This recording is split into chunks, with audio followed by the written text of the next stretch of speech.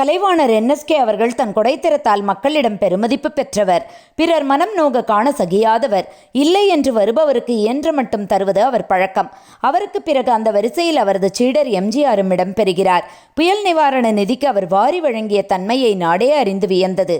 பின்னர் மதுரை தமிழ் சங்கத்திற்கும் தெற்கு திட்டங்களத்து ஆதிதிராவிட பள்ளிக்கும் சென்னை தியாகராயர் கல்லூரிக்கும் முறையே ரூபாய் 1000, 2000, 2500 நன்கொடையாக தந்துள்ளார் மக்கள் திலகம். இது இல்லாமல் அகில இந்திய பெண்கள் உணவு சங்கத்தின் சென்னை கிளைக்கும் ரூபாய் 1000 தந்துள்ளார். வருமானம் அதிகரித்த போதும் தாராள மனது எல்லோருக்கும் வந்து விடுவதில்லை. கையில் இருந்து பணம் கொடுப்பதென்றாலே கண்களில் ரத்தம் கசியும் சிலருக்கு மத்தியில் கொடுப்பதை ஒரு கடமையாகவே வைத்திருந்தார் MGR.